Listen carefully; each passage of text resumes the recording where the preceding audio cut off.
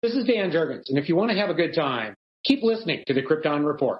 Jason J. Lewis, the voice of Superman on Justice League Action, and you're listening to the Krypton Report.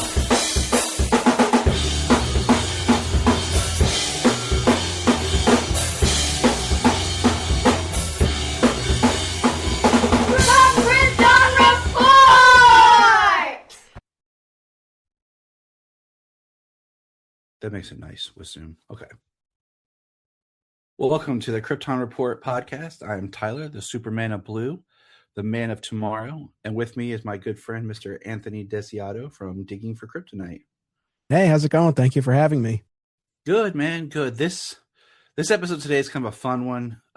You and I, what's funny is I had this idea for a little while, and then I was listening to you talk, and I was like, man, I want to do an episode, and it's based on just like Lex Luthor Henchmen. And the idea behind it was talking about these people that we see Lex surrounded by. But how many times do we go into a comic or a movie or a series and there's no exactly Lex Luthor supporting cast? We've gotten accustomed to Perry White, Jimmy Olsen, Lois, for the Daily Planet, and then it's expanded in comics and other shows with Lombard and Cat Grant at times. But Lex, it seems like every time we experience Lex, there's always something new or someone different by his side. So the idea is, who are these people? What do you think they add to Lex? And are they valuable? Like, do they really serve a purpose? So it's just kind of an open conversation. Not, like I said, not a debate, just kind of a, just a fun topic on who these people we are with Lex Luthor.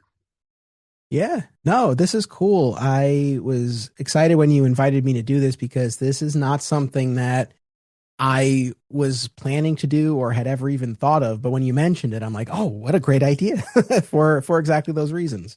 It started when, we got James Gunn announcement. He was like, Otis, Miss Tessmacher. And I'm like, oh, okay, here we go. And I'm just kind of like, they, for example, and we'll start in a minute here, but like Miss Tessmacher, first appearance in Superman 1978. So she starts in Superman the movie. So when you pull that character, you're going as a reference to Superman the movie. It's not like a character that was in it, then appeared in the comics, and then she became this giant staple in Superman comics. And so that's kind of why I was like, okay, so we're doing the Superman, the movie thing, and he didn't, but, just the names. And I was like, okay, so that was kind of one of my starts. And then, I forgot I'm operating with two computers here. But okay, so we're going to start with Eve Tessmacher, okay? And we're kind of starting with, Superman 78, because up until that time, there had been one appearance of Luthor in the Kirk Allen serials. And then there was no Luthor for George Reeves. No, frustratingly, there was no Lex in that series. Although we did have him in the. Go ahead. Oh no, I think we had a little lag there, but no, I was just going to say we did have him in the Filmation cartoons. But yeah, as far as live action, yeah, we had a long gap after those Kirk Allen serials. So we're going to start with Eve Tessmacher. First appearance, Superman 1978, played by the wonderful Valerie Perrine. I'm pretty sure that's how she correctly pronounces the last name. I used to pronounce it Perrine, but I've heard it's Valerie Perrine. So just thinking about it, in that film and in that context, who really is Miss Tessmacher to Lex? Yeah, I mean, it's interesting because obviously, as we look at these different permutations, I don't know, it's kind of always interesting to see, yes, who's there and in what combination and what configuration. So here, yes, we have Miss Tessmacher. We also have Otis. I mean, as far as what what role she serves, like her function on the team, Yeah, I mean, she's not really there's not really a relationship like where you feel like she's Lex's girlfriend. She just feels like she's just there, you know. Eye candy, a distraction when he's stealing the missile. I mean, for him, yeah, it's eye candy, but it's this isn't a Lex that's living in the public figure or the public light, so that she's not arm candy that he's kind of flaunting as this is my woman and everything. It's just him and her and Otis, and we'll get to Otis in a second, but it's really weird because she's witty and she's intelligent with the way she talks back to Lex and everything. And it's just a very interesting because if you remove her character, you don't have the distraction for the military guys, and of course you don't have her family for the rocket to go to, and then she saves Superman from the necklace. But it's very interesting because it's almost like, what was her purpose? You know as well as I do, in a film, in a movie, a character has to serve purpose and be, but what was she there for?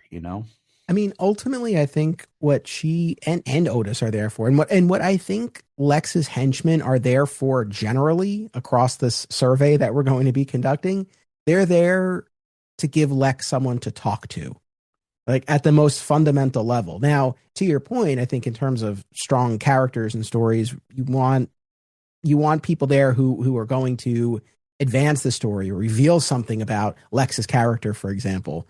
And there certainly, I think, are instances where we'll see that moving forward. But yeah, I think at the most fundamental level with these henchmen, it's to give Lex someone to talk to.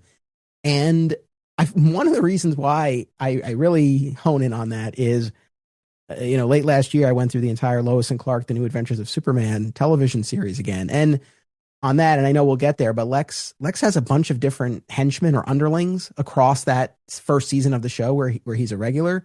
But early on, there are a couple of instances where he doesn't have one of his underlings, and he's like talking to himself in the mirror or talking to objects, and it doesn't work. It's like you got to give him someone to bounce off of, and so I feel like that's generally the function that they serve, including with Miss Tessmacher in that movie. And I mean, I guess as far as what it shows, I mean, you see the disregard he has for her and her family, the fact that he's targeted her hometown with the missile. So I think it does allow for that darker side to come out as well.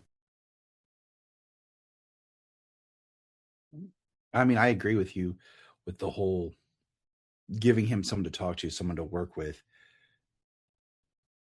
So let's keep talking about Tessmacher, because she's in Superman 1, Superman 2, and then does not appear in Superman 4.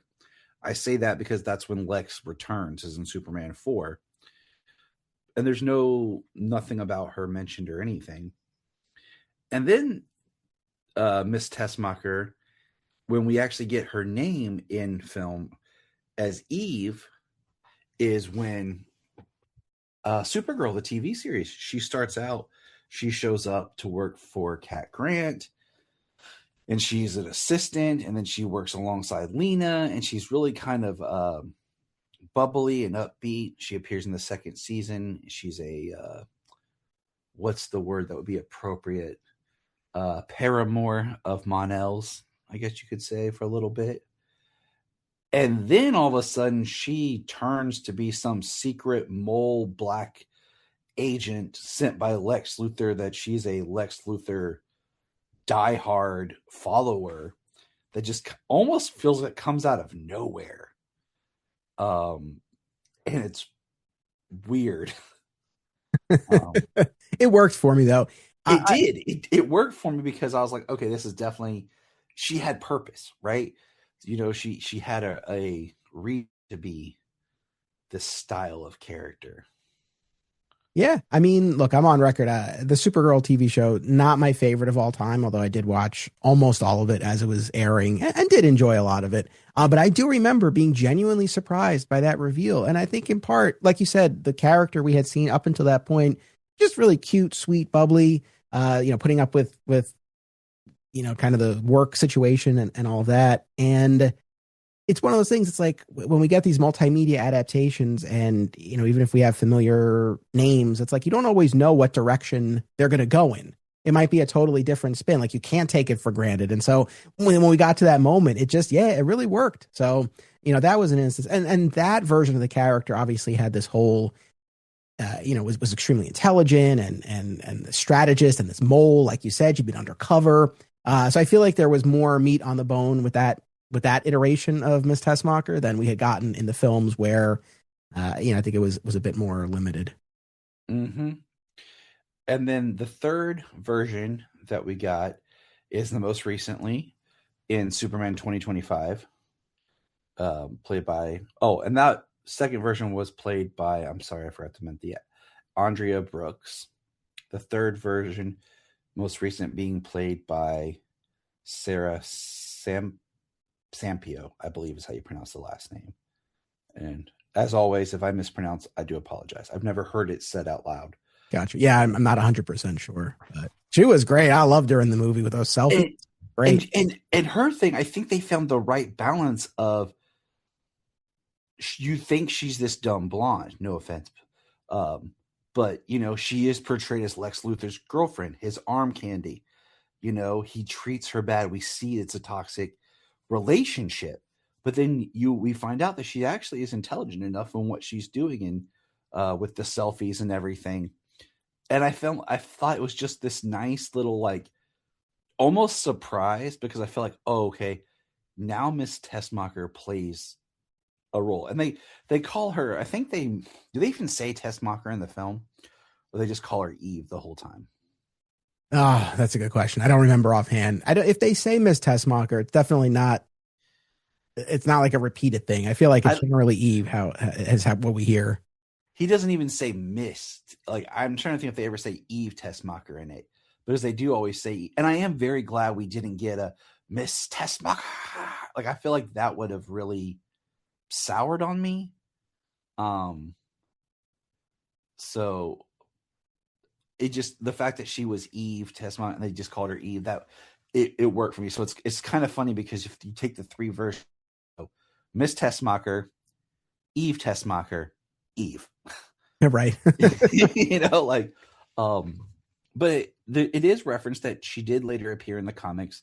She appeared in JLA Earth 2 and Superman Family Adventures as Lex's secretary. She appeared in a film tie-in of Superman Returns prequel number 3, which I haven't read in a long time, and I might read that and talk about that this year. Being that it's the 20th anniversary this year. Yeah. I don't have anything planned for it, but I might do that as my Superman Returns throw out. I know I don't have anything either. I'm like, I've covered the movie. I don't really know what more I have. I feel like the three tiers of me with the movies is covering the movie, doing a commentary, and doing like a live watch. Like just gonna do like a party watch. And then it says Eve Tessmacher appeared in DC Comics Rebirth, Superman's pal, Jimmy Olsen, which I think I read that. I'm not 100% sure. Oh, the Matt Fraction, Steve Lieber series? Uh-huh. And of course, she is mentioned and seen shortly in the Superman 78 comic. It says. All right, back to Otis, since we're kind of sticking with it. Otis, Ned Beatty, wonderful, great, Mr. Luthor. But once again, like, yes, he's there for comic relief. And I do appreciate it.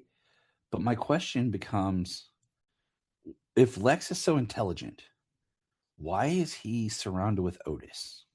Oh, that's a very interesting question. I mean, to psychoanalyze him, it's like knowing the ego that Lex possesses. I don't know. Would it track if he surrounded himself with those who were his intellectual equal or even better or even close to it? I mean, I feel like it's probably very telling that he surrounds himself with these dimwits. But it's interesting because if you look at like later, like Lex that we see in other like films, animation, where he has scientists and stuff working for him, in his corporate, and he'll put them down. But, we look at Otis's first appearance, of course, being in Superman, the film. And then once again, Superman 1, Superman 2, briefly, nothing in Superman 4.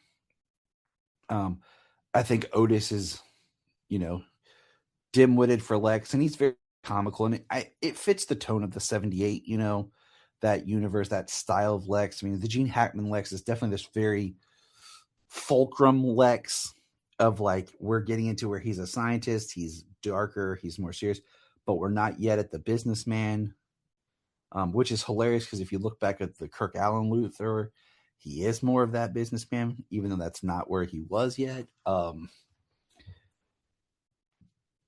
So it is interesting because Otis then appears, okay, and this is what I think is interesting. Excuse me. He does appear in other media. Okay, there are two. I'm pulling it up here. So Otis does appear in the Smallville season 11 comic, that first arc, which I haven't read since it first came out, but it feels very Ned Beatty in line as I remember. But then he appears, and this is my favorite version of Otis, on Supergirl as Otis Graves, Mercy's brother. Yeah, and then he becomes a Metallo, right? Yeah. Yeah. And to me, I was like, oh, I like that. Because it kind of like, and he was like a bigger dude. He was still kind of goofy, but like he was like that big dumb soldier. Yep. He could fight. And I was like, okay, we do meet a version of Otis in Superman and Lois. He was one of the people that Lex had basically bullied and taken over when he was in prison. And then we have our new Otis, last name Berg, which I think is hilarious. Yeah. Like James Gunn gave him the last name of Berg, which is not an uncommon name. You have like director Peter Berg and stuff.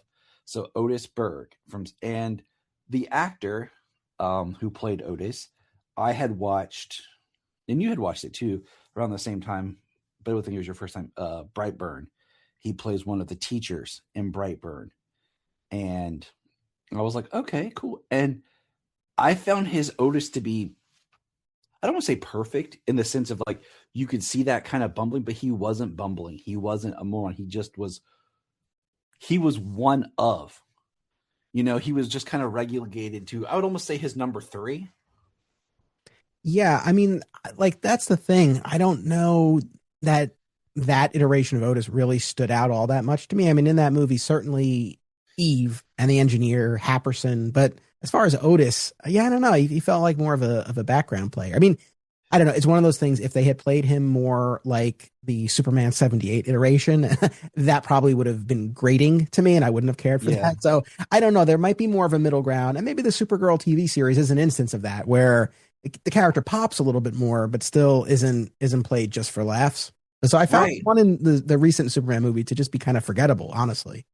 And I think the thing about it is, for me with him, is he plays him as just the henchman. And now if you watch, so I just read, I don't know if you have, I read James Gunn's release of the script.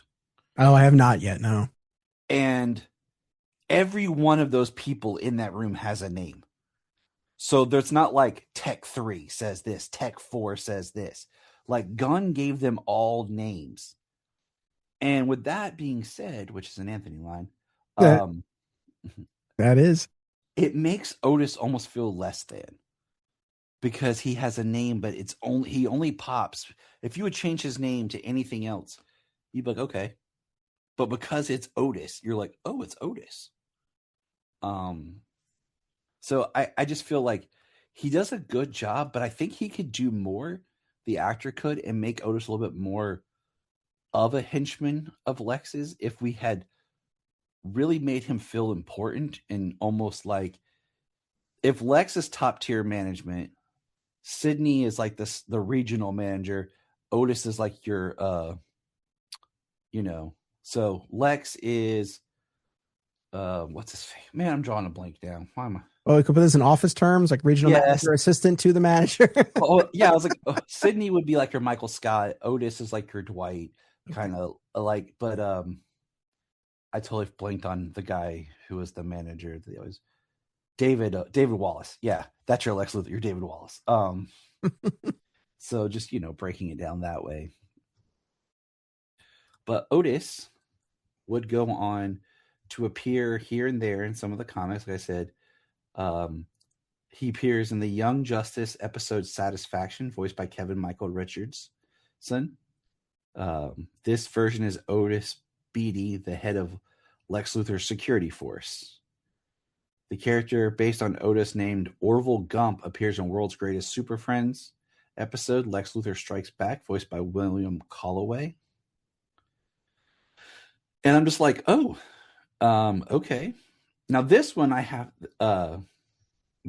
don't remember, and it's listed, and I have to go. I wanted to go rewatch this, but it says that there is an Otis in the episode of Smallville called Scare, portrayed by Malcolm Stewart. This version is Otis Ford, a scientist employed by Luthor Corp to manage a defense contract project involving a hallucinogenic gas.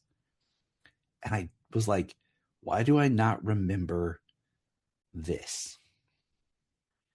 And usually I'm really... Yeah, I saw that too, and I remember the episode. I don't specifically remember. If I had to guess, I would say this was fairly minor, and it wasn't like this is a featured character, because I feel like we would have made note of that.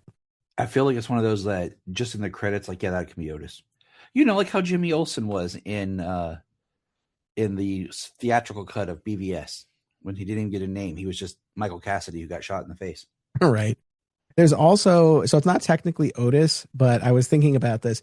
I don't know if you remember, this is during the Loeb Kelly era of the comics when Lex was president. This was around our World's at War time. And Lex had an aide named Mac who looked and quote unquote sounded a lot like Otis from Superman 78 and called him Mr. Luthor. And then, spoiler alert, it turns out that he was actually Martian Manhunter in disguise spying on Lex. But nice. I would say as far as like Otis analogs, that was clearly what Loeb was drawing on with that character. Yeah, we're actually, what's so beautiful about you saying this, that's actually where we are in our reading. So it ties in beautifully perfect. Nice. It says he appears in Forever Evil #2 as a LexCorp security guard who is killed by Bizarro. Otis appears in the flashback in Superman Returns. I'm definitely reading that this year. So, but that is Otis Graves, Otis Beatty, Otis Berg. That is our Otis. Now, the next one we have in like live, any type of, well, I wouldn't say live action, is Jessica Morganberry from the Ruby Spears animated show. And now both you and I have watched that. We talked about it before. Yeah, for me, this was going back a few years now, but when I started my podcast, I had never known that this thing existed. It's the only thing so far that I've come across, I think, where I'm like, I didn't even know that this existed. But 13 episodes, so relatively short lived. But yeah, that's a deep cut. But yes, I've since gone through and watched it and everything. And I would say Morganberry definitely is cut from the same cloth as Miss Tessmacher. And that's mine, is like, it's Eve from 78 kind of elevated to that time. And it's so weird that they would create this whole new character. Like, hey, Lex needs somebody. Just Morganberry. That'll work. I know. But the Ruby Spears, I had the opportunity one time to buy it on DVD for $10 at Target. And I didn't because I thought it was repackaged Fleischer cartoons and stuff, because I had bought the Fleischer cartoons a couple of times because they would change the cover art and repackage and put it on the shelf. And I was like, oh, cool. So I had like several of them, or one of those where it's like Superman the cartoon and you buy it. It's like a couple of episodes of the Fleischer, maybe some Super Friends and stuff. And then, because that was one too, I was not aware of at the time. And then, years later I did discover it. I ended up buying it on Apple because it was cheapest, because the DVD just went up and away. I know. I snagged it like at just the right time, because I only bought mine, and I bought it on Amazon on DVD within the past few years. So I think I got it right before like they went out of print or whatnot, or ran out of stock. It's crazy. Got to get those physical. Where's my Blu-ray? George Reeves. I'm still mad about that, but Yeah, no kidding. We're both mad. I mean, I ended up buying them on digital to have as extra. I had all the DVDs and stuff, but I was holding out for a series Blu-ray release this year, but they didn't do it. But I don't think she really adds anything. I mean, at the time of her coming on with Lex, he is now he's more of the business. He's more of that Byrne-esque Lex. But she just serves kind of that same role that Miss Tessmacher had. Yeah, I mean, someone for him to talk to, someone for him to yell at, this beautiful woman who's fawning all over him. Yeah, I mean, very much in that same mold. But to your point, though, because this is I think the most fascinating aspect of the Ruby Spears animated series. Like by design, it was meant to be this celebration of 50 years of Superman. And so you get a very specific mix of elements from all of the decades and media. So like you were saying, we do get the then modern, then new take on Lex from the Byrne reboot, that he's the evil businessman, but we also get an analog of Eve Tessmacher right out of the previous movies. So yeah, I think that's another instance of kind of all of these different elements swirling together. The Ruby Spears is such an interesting time capsule because you and I had a discussion. It's the only media where both Feora and Ursa are present together with Zod, even though like they don't talk or say anything. And then Zod is that looks like he's a German cop looking Zod, and it's just that very interesting microcosm of a TV show. Now, our next Lex Luthor sidekick, we're going to jump, is Leo. Oh, poor Leo. Poor Leo. I mean, this is from Superboy season 1. And Leo is Lex Luthor's best pal. They're running schemes together. This is the Scott Wells Lex, where he's in college with Superboy, and he's more like Zach Morris. I'm not sure who came first, though. I think Zach Morris did. I'm not sure on my timeline. Oh, good question. Yeah, because I mean, the Superboy showed 88 to 92, but Saved by the Bell was late 8. I don't know. They were very close. Because Saved by the Bell was weird because you got the Good Morning Miss Bliss era technically that then rolled into being Saved by the Bell, and then they did it without Miss Bliss, and then they have a weired history. But that's what I call is like the Zach Morris Lex Luthor. Okay. Yeah, and Leo is Slater to him, I guess. Yeah, I guess, but Slater's always cooler. And then, so he's his best pal. Like they're just college room, bros, gym buddies, but Leo, even though he's kind of bad, he always seems like he's kind of a good guy too. He's not that too douchey like frat boy. Right. He always seems like maybe he's a little bit of Lexus conscious. And then we get to season 2 where Scott Wells, through machinations, turns into Sherman Howard. And man, does it take a dark turn. It's so wild because for anyone who's not familiar, like you were getting at, so yeah, they recast the role. So Scott Wells out, Sherman Howard came in, and Sherman Howard then would be our Lex for the remainder of the series whenever he would pop in. And the way that they accounted for this, to their credit, they didn't just have a different Lex. They accounted for it like they did with Superboy, right? Yeah. They just had a different actor. But with Lex, they actually accounted for it in stories. Like at the start of season 2, Lex has performed this plastic surgery on himself. He's changed all of his features, but he's put acid on his vocal cords to change his voice. He's aged himself. He's done all of these things to hide his identity. And because the only other person who knows this is Leo, he kills him. But then what does he do next? he takes Lana and reveals himself. It's like, why?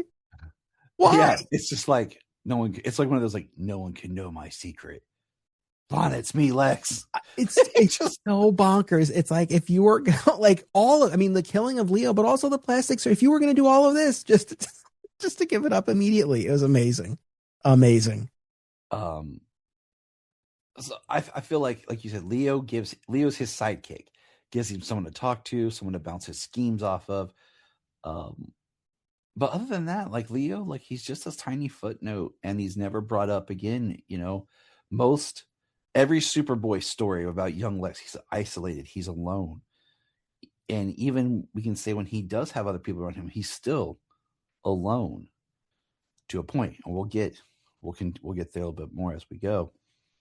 But continuing the Superboy, we got Darla, and Darla, very much that same analog for Miss Tessmacher. Blonde, he yells at, he berates. The best thing is when they make Bizarro Darla, right? And she like doesn't add to, I don't want to say to the Lex Luthor mythos, but she pretty much is that same character as Tessmacher, just with a different name. I mean, her best outing is Darla goes ballistic when she gets the spotlight and she has powers, and they're threatening to destroy the world. Her powers are, and the only thing that will calm her is if Lex finally tells her that he loves her. Right? Yep. There was something there in that scene and in that episode, but no, generally, and I think we're moving forward through the decades here in this conversation, kind of going through, and I feel like it's definitely a recurring theme here that we have these underlings: Otis, Tessmacher, Morganberry, Leo, Darla, and with limited exception, there's kind of only so much we can say about what they bring to the table or what we learn about them. I mean, like going back to Superman 78, when Tessmacher saves Superman in the water and removes the kryptonite necklace, like that's a great moment, and it's something there, but I think that's more the exception and not the rule when we look at these underlings. And I don't know. I don't know what to chalk it up to. Part of me, it says, well, ultimately they're there to serve the character of Lex, not so much to have a ton going on in and of themselves. I think it's also probably a product of the times. And I think like with Eve in the James Gunn movie, there was more for her to do. So I think, as we move forward, we're starting to see a little bit more to play there. But yeah, definitely a lot of these early iterations, there's just not really a ton there. And it makes me wonder, like, what, just they were trying to do with the character, period. Who was Lex Luthor to them at the time? Now, the next one on our list. Oh, there was one more thing I was going to say about Darla, and I totally forgot what it was. How Lex finds her at the strip club and brings her back to spice things up with Lana, who he's abducted. Weird stuff, man. Weird. It was the 80s, into the 90s. It's true. That's what we expected from our childhood television. They didn't talk down to us.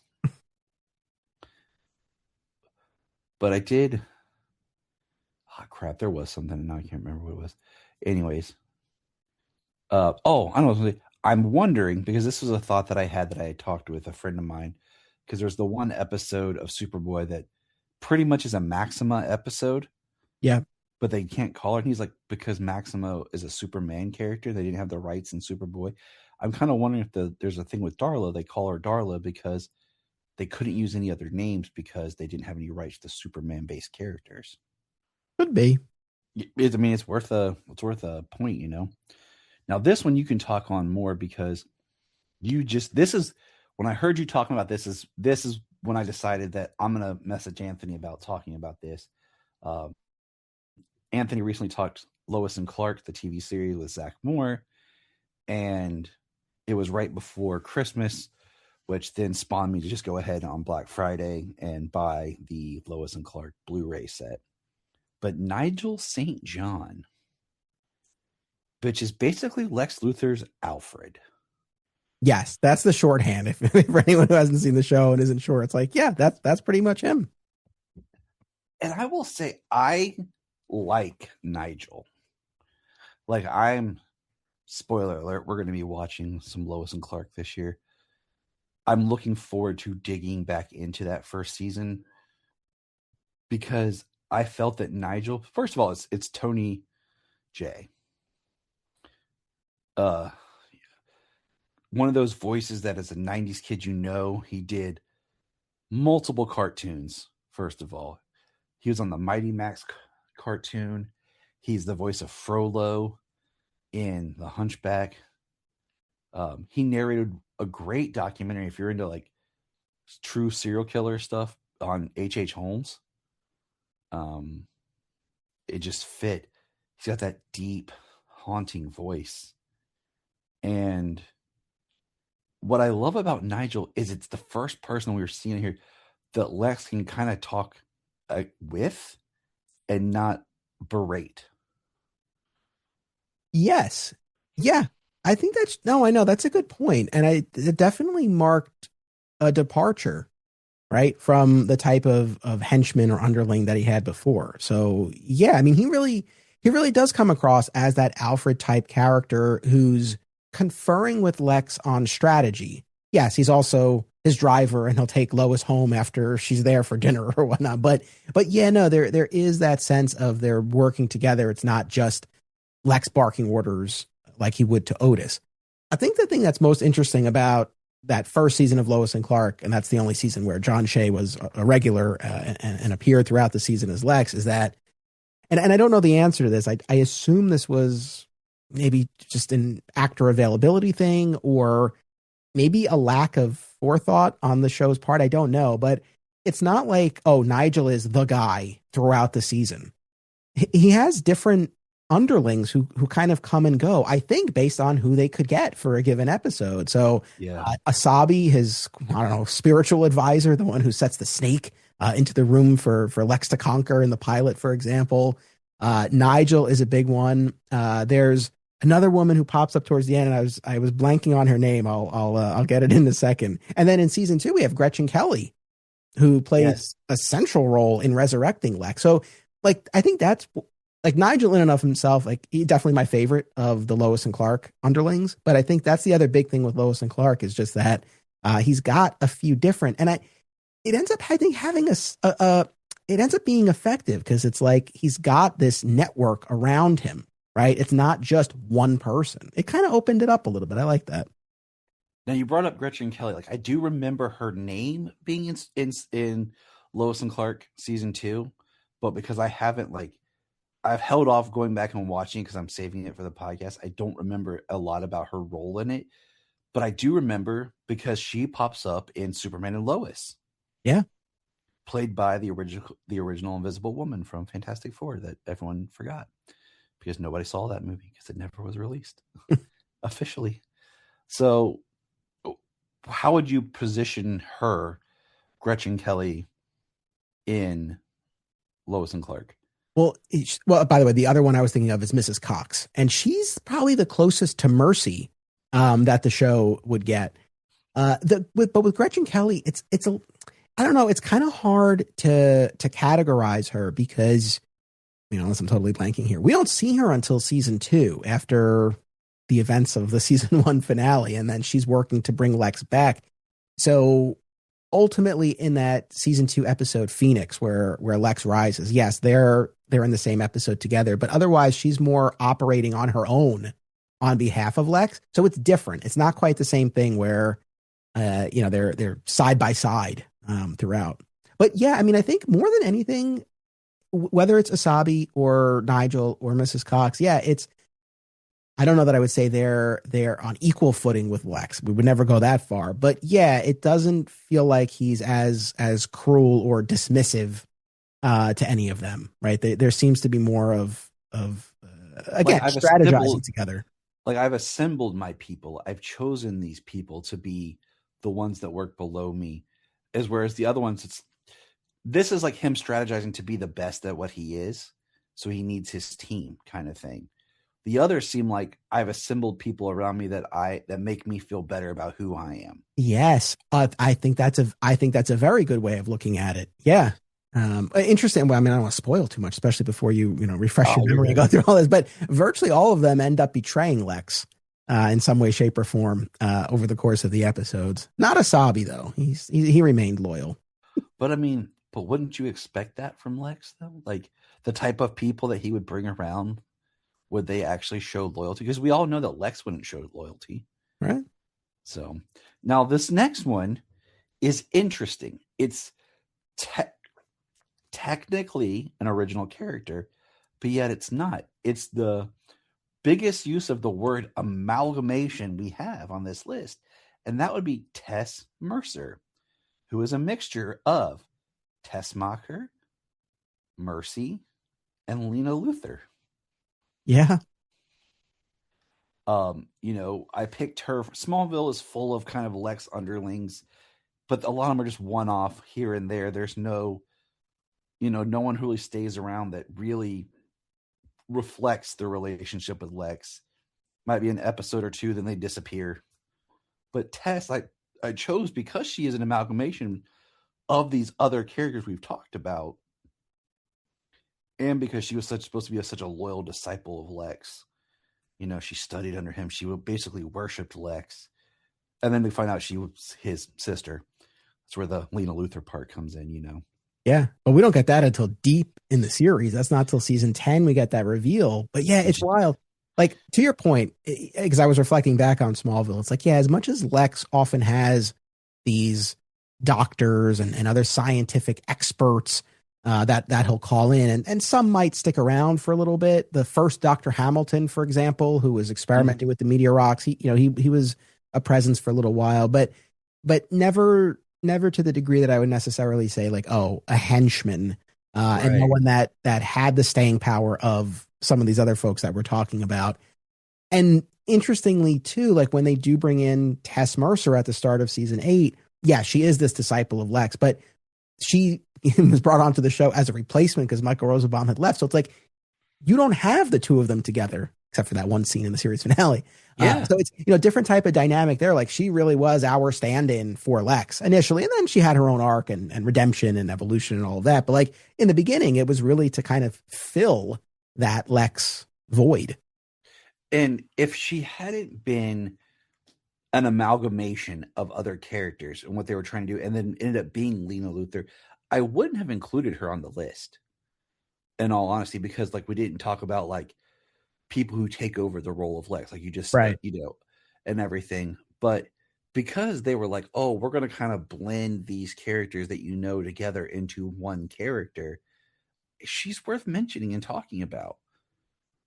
And I wish, and like, she's definitely present if you read the the Smallville season 11 comic, where she's this basically AI inside Lex's mind.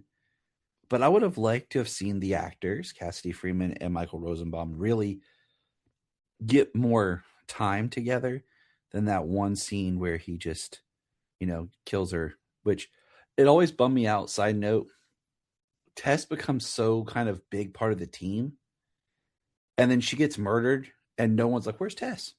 I know. Like, we should, like, there's no, hey, Tess isn't here. There's no scene of them finding out she was murdered. Nothing. She just goes out as a footnote, and everyone's like, no big deal.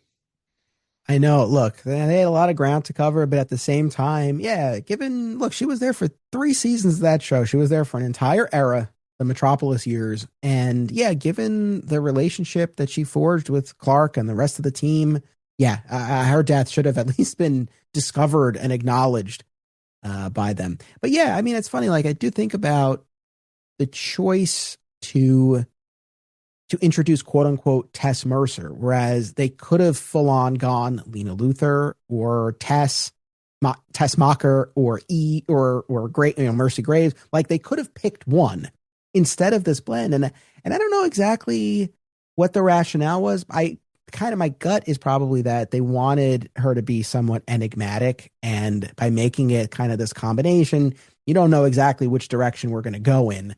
Whereas if she had fully come in as Eve Tessmacher or Mercy Graves or Lena Luthor, then you can kind of like put her in a box a lot faster. So that's probably why. And I think in the end, it served her well. And she, in a way, was sort of a little bit of all of them.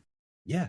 I think that's what makes her a fascinating character. I mean, if we had done a deeper kind of dive, we could have maybe seen how she evolved in the 3 phases or something over the 3 seasons with the whole Lutessa Right. which is like the Lena Luthor in the third phase. But now the next one we're getting to, because we're going through time.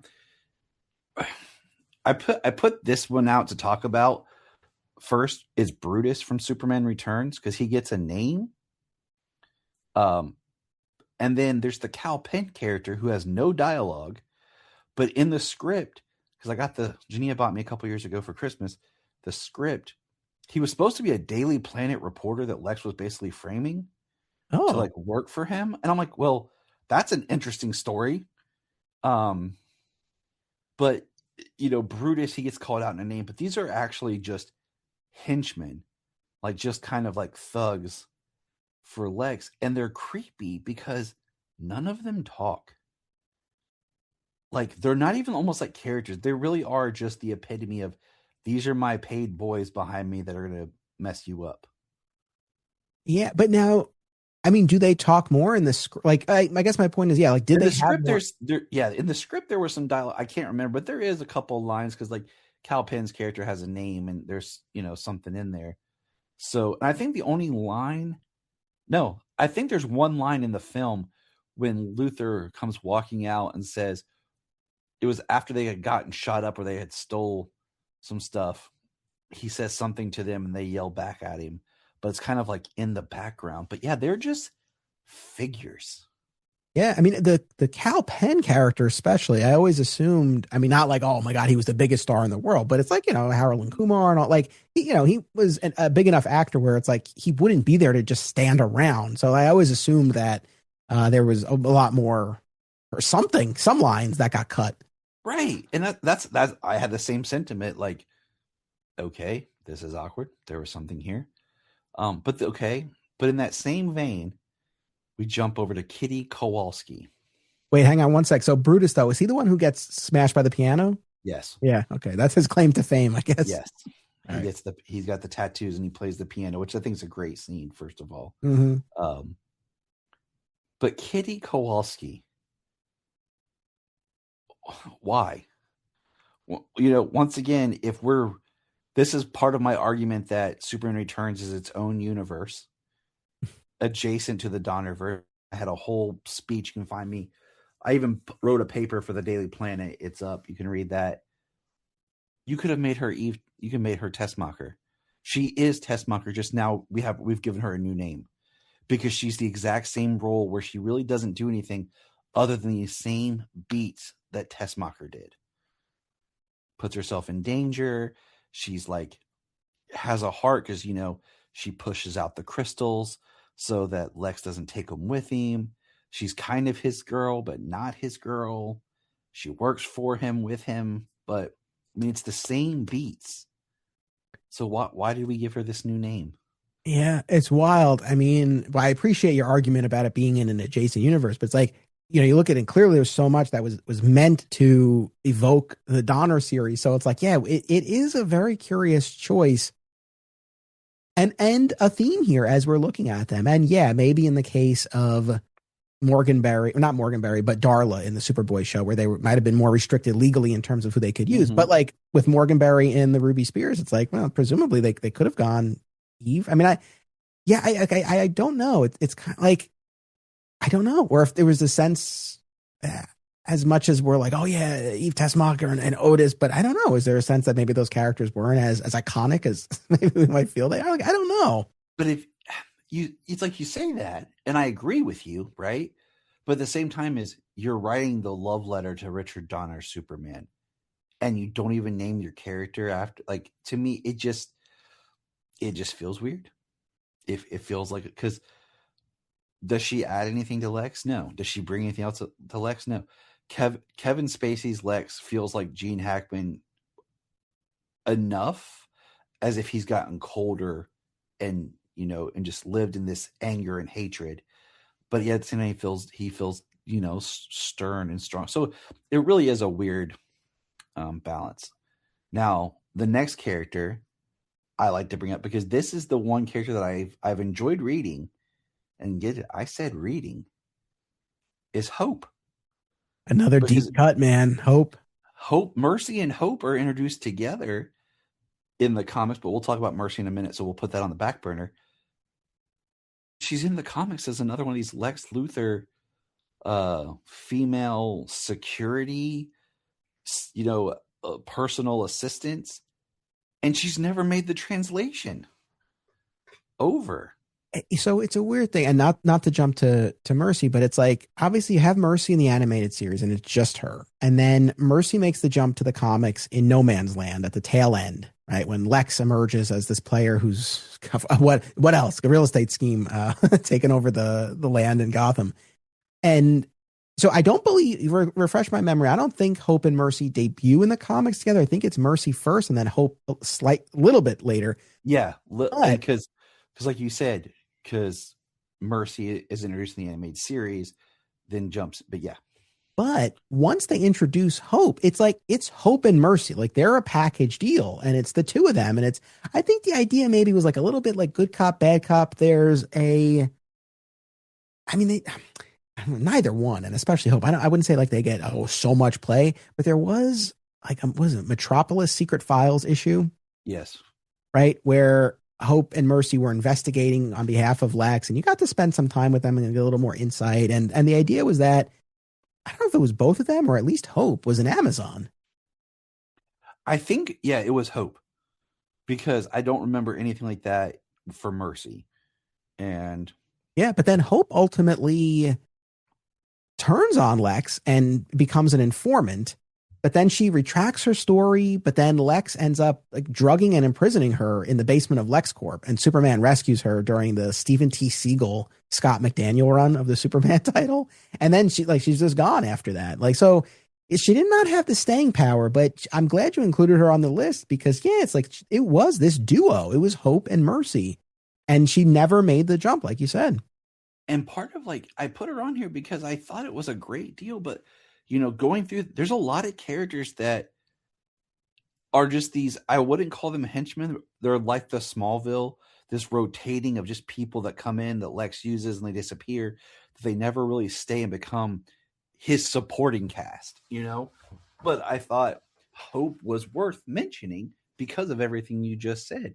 And I found it exciting when I got to those comics and was reading it. Now, Mercy Graves.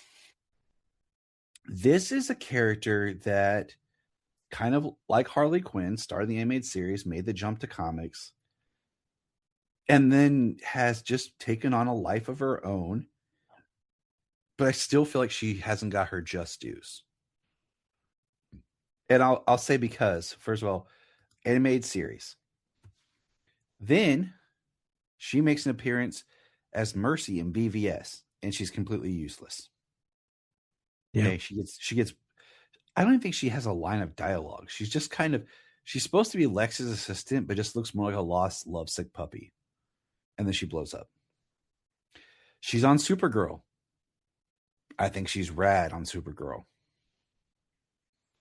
Probably the best Mercy we had. And then she's on Titans, and she was more serious and stern and a little less. She was older, mature. They gave her a different storyline. She was in a relationship. They made her a lesbian. So I think she had a kid. I'm trying to remember in her relationship. It's been a while since I've watched all of Titans, but they gave her more of a story. And she was kind of running some things with Lex. And because we didn't get Lex till the 4th season of Titans, and she shows up in season 2. And I just feel like Supergirl's version is the best, I think, of what we've gotten in live action. Currently she's a big part of what Joshua Williamson was doing over in Superman. I think that's probably been my favorite comic book version of her. Yeah. That we've gotten. And I think she appears in a lot of the animated films, even if it's just background. I mean, just to kind of run it down a little bit. Superman Doomsday, Superman Brainiac Attacks. Let's see here. The Death of Superman, Reign of Superman, Superman and Man of Tomorrow, League of Super Pets, Scooby-Doo and Crypto 2. So she's been present, not always up front, but she's there. And yes, there in my research right here, I pulled it. She is a mother of 2 daughters in Titans and the former head of Cadmus. Got That was her kind of thing. because I've only seen a very little bit of Titans, but that lines up with what I did see and remember. Yeah, I mean, I feel like at this point in time, I mean, I don't know. For some folks, Superman 78 is just so indelible, but I feel like if we're talking Lex Luthor, henchmen slash underlings slash accomplices, whatever label you want to put on it in this episode here, I feel like Mercy now is the one who has had the most staying power, and to me now feels most iconic in that role. I don't know. I agree. So we're going to kind of jump real quick to the last person on my list because, and we'll go back and do the others, which is Angela, the engineer from Superman 2025, because the engineer was a character that came from the Authority. And when they announced her, my pitch and my thought process was, okay, you introduce her as part of the Authority. She's connected. That's how you get to the Authority movie. And then you do a version of what's so like Superman versus the Elite, but it's the Authority instead of the Elite. Right. That was my brainchild, just, going off. But I remember when the trailers came out for Superman and people were like, oh, did you see Mercy in the trailer? Because we see, the engineer like throw her hands or whatever.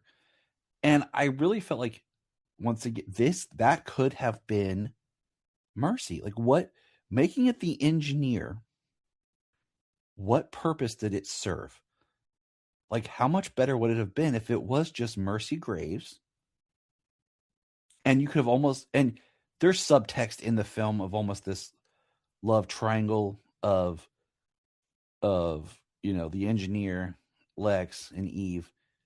But how much better would it have been if that's just Mercy? Because we've seen versions where Mercy has a robotic hand.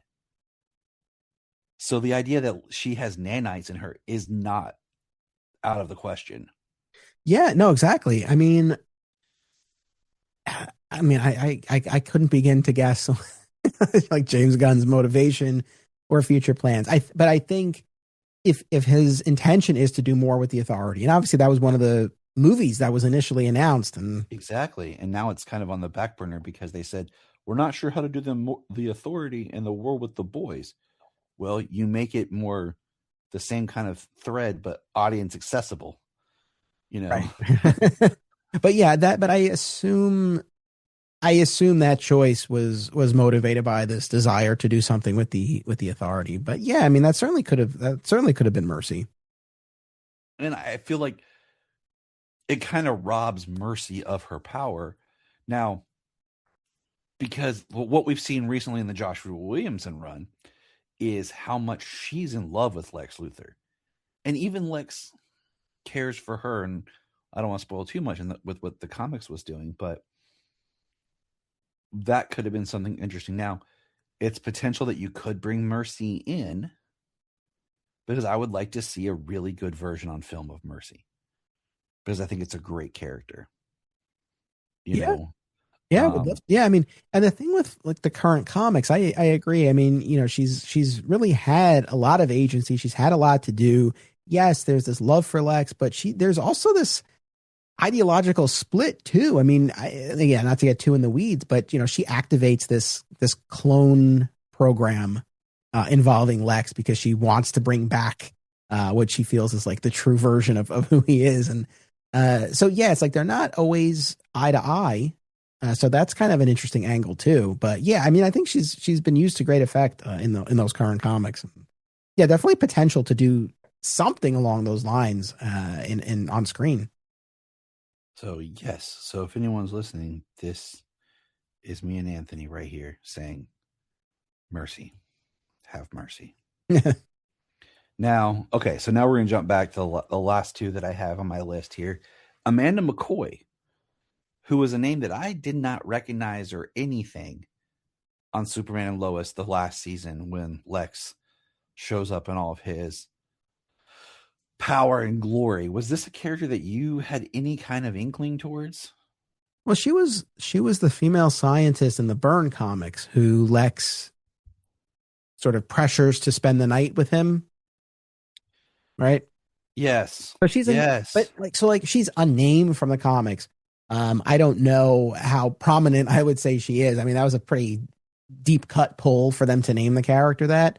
And other than those kind of initial stories in the Byrne era and shortly thereafter, because I'm not 100% on this, but I feel like she then. I'm thinking about that Dark Knight over Metropolis, that team up with Superman and Batman and the Kryptonite ring. I feel like she was involved with that. I think she was like providing information or something like that. But yeah, I mean, I think that's the pull there. But like I said, I mean, that's so far removed. I feel like that was more just they wanted some name that was from something, and we ended up with that. And once again, because I was pulling up the information here, there is a character. Amanda McCoy is in Superman 2025. She's one of those people in Lex's hub. So I couldn't pick it out for you unless we were watching the movie. Then maybe I could, because there is a picture of her on the wiki entrance. But once again, what is her purpose that's unlike what the others that we've seen? I mean, if we're already in Superman territory, we're on a different Earth. Okay. We've already reintroduced characters and changed, like Otis. We have Otis here. Different Otis. Why do you say Amanda McCoy? Like, what is the thrill out of just, why not make it Mercy? Because she was devoted to Lex. And I mean, it boggles my mind in the sense of, you have characters that fill these, but it's like you're afraid to actually use the character. So you use someone else's name, but it's the same character type. So this is very interesting, and I get kind of the frustration that you're voicing, and yeah, it's funny because I don't know that I was thinking that so much heading into this, but you're right. Like as we kind of lay it all out and put it together, and it's like when you look at, for example, the Daily Planet staff, even just in the comics, but I guess maybe the new movie is another example of this, where it's like, yeah, we have our core of Lois and Perry and Jimmy, but then like, yeah, you can extend and have Kat and Steve Lombard and Ron Troop, but generally speaking, those characters are distinct enough, or at least they can be, right? Mm-hmm. And so you can branch out and they have their own avenues. I feel like, yeah, what we're hitting on with a lot of these henchmen is that they're awfully similar. Yes. And fulfill the same function. And I think it does have this effect of like, rather than sticking with Mercy, for example, right? And then having yet, another telling of this character and really strengthening that character. And because, right, like we do take this holistic look in the comics and the multimedia adaptations, and we see how one influences the other, right? So I think there is something to kind of, in this bigger picture sense, like building out the character. But if instead you kind of keep jumping to different ones who are kind of like all doing the same thing, it ultimately has the effect of like diluting all of them, and then they all feel less distinct. Yep. Yeah.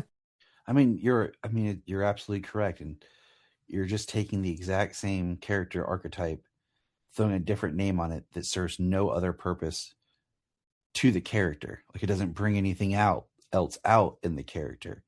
So the last person that I have, and this was one that I had not come across this character yet in the comics, because I'm reading one way for my podcast and reading a different direction for another podcast, and I haven't quite got to him yet, was Sidney Happerson. And you pointed out to me that he was in the comics as well, which I was like, okay, that made me happy because of how much Sidney in Superman 2025 is like Lex's number 2. Like he gets a lot of time. And then you find out the actor's like James Gunn's best friend. So that makes complete sense. There you go. But, at least it is a character that makes sense for being there. But what is your experience in the comics with Sidney? I mean, I feel like it was him and Gretchen Kelly. Like they were instrumental in, the saving Luthor's brain and Lex Luthor II. I mean, that's my general memory is him being this scientific lackey, right? Carrying out Lex's bidding. I mean, I feel like that look with the facial hair and the glasses and the haircut, like it's pretty distinct. I mean, I feel it, but I mean, I don't know, character wise, I don't know that or plot wise, I don't know that there's a ton where I'm like, oh man, he's known for this. But yeah, I mean, he was a fixture in the books during that time for a while. See, it's not like a complete, he's not like in the sense of like the Kitty Kowalski where the name really is kind of coming out of nowhere. There is some comic book pedigree for this character. Yeah, but still that's a deep cut. And that's not a bad thing, but yeah, I mean. And I think that's where Gunn really gets excited, is making these deep cuts. But my question to you is, if you were to assemble a story and you were putting together Lex and kind of his supporting cast, what characters would you pull in? Like, would you pull 1, 2? Like, who would you bring into his supporting cast? If like Lex is, say, like you're Perry White, and you got to have some people around him, who is it that you would pull in? I mean, definitely Mercy. But obviously, we've even seen Mercy spawn different ways. I mean, going back to the original animated series, Bodyguard and Driver.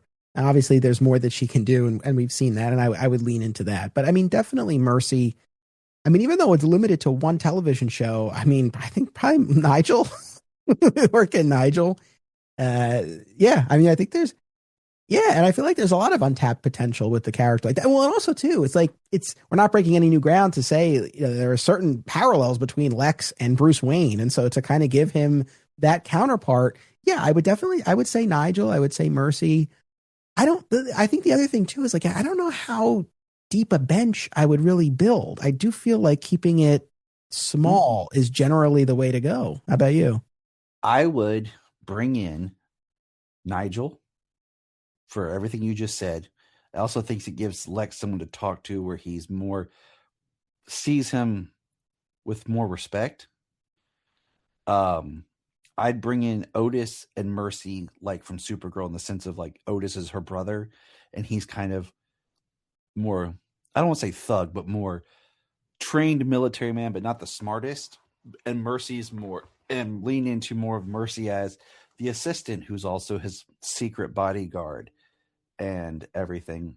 And then I think maybe I like the idea of having, I don't know, it depends on my story, but like a Tessmacher in the sense of creating that love triangle of like where Mercy's in love with Lex, but you have, and I would lean into more of the version that we got in the new film of Eve, where she's smart, but Lex like really toxic, bad relationship. Yeah, and underestimates her and is very dismissive of her. Yeah. And I think that would be an interesting dynamic that you could play with those characters, where you have Nigel as the older man, looking at this. You have Mercy as this devoted Lex follower, but not psychotic, not like I'm going to, kill myself to protect, like, I mean, she is in this bodyguard sense, but like, she's not, this is for you, Damien type thing. I think that's a really interesting pull. I mean, I think some of these characters like Happerston, you could pull in for like, I'm going to like this division, and there he is, but he wouldn't be like a recurring. But I think if I was going to have people showing up with Lex, like in his office, there's Lex, there's Mercy, and Nigel, like this evil trinity. And almost like you said, you draw lines to like Bruce Wayne, but also almost like to Darkseid. Like Nigel's kind of like his Desaad. Mercy can kind of be looked at like his Granny Goodness. And then you could do Hope too, as like maybe even like the leader of his. I always like the idea of like when Lex had like these model-esque female bodyguards, right, and around him that are like these women that people are distracted by, but they're actually fierce fighters. Like Hope could be like the leader of his Furies in a way. So I really think there's some playability there. Yeah, I agree. And I like the idea of having Mercy and Eve kind of sharing the space, because I think, yes, I mean, you can kind of get into that triangle business, but also it's like, I feel like by having them together, then that forces the creatives and the performers, if we're talking about a live action depiction, for example, to really differentiate them and further carve out the role that each one can serve, so that they'll be less interchangeable. Yeah, I mean, I think there's something for that, and yeah, I mean, I think big picture, not that there can't be room for variety, but I think that yeah, maybe generally like a bit more consistency, especially when we get these adaptations about like who's who we're surrounding Lex with. Because yeah, I mean, maybe this could be as kind of set and iconic as when we think about the Daily Planet staff, like or the cast. So yeah, man, I'm with you. Well, Anthony, I want to thank you for being here today on this, kind of just fun. Not a whole we didn't put a whole lot of research into it because it's what we already know, but just talking about everything. I mentioned before you're the host of the Digging for Kryptonite, but what else you got going on people can know about? Yeah, no, thanks for having me. It's always a blast. But yeah, Digging for Kryptonite, new episodes every Tuesday. We cover Superman across time and media. And we're going to be heading into a big round of coverage on the character of Supergirl leading up to the movie. So if there's something in the realm of Superman that you are interested in, chances are we've covered it or are going to be covering it. So I hope people will check it out on all major podcast platforms. And for any fans of the George Reeves Adventures of Superman series, I have a separate podcast called Another Exciting Episode in the Adventures of Superman. And we recently started our season 5 coverage. So we are deep into the series, and same thing there. You can get that wherever you get podcasts. So I hope people will check it out. And thanks so much. Well, thank you for being here. Thank you everyone for listening. If you have thoughts on any character, maybe someone that was important in the comics that we missed, because I mean, there's a lot of years of comics. We've done research, but we're not perfect. If Logan, if you're listening, you probably figured out something else that I've missed already, and you'll be sending me an email. I will say though, shout out to my pal Martin Gray. He does the Too Dangerous review blog, and he's become one of my pre-crisis gurus. And so I reached out to him and I was like, "Hey, I'm doing this on Tyler's show." I'm like, "Was there anyone in the pre-crisis like who would kind of be in this category that we're missing?" And nothing came to his mind. So I think we should be good. But yeah, you never know, and I'll be curious if anyone reaches out. Perfect. And remember. Wait, did I miss my cue? What do you? No, just. I was just like, we're good. Okay. Because you're controlling the recording. Okay, cool. So I'll stop the recording. Look up in the sky! Thank you for checking out the Krypton Report. Please click our link tree in the show notes to follow us on your favorite social media platform. We have a $1 Patreon, just $1 a month to keep us going. And in return, you get exclusive shows and specials. If you want to join us on an episode, send us an email or a message. Hi, this is David Patrick Wilson. I played Superman, Clark Kent, in the television production of It's a Bird, It's a Plane, enjoying every minute of being right here on the Krypton Report.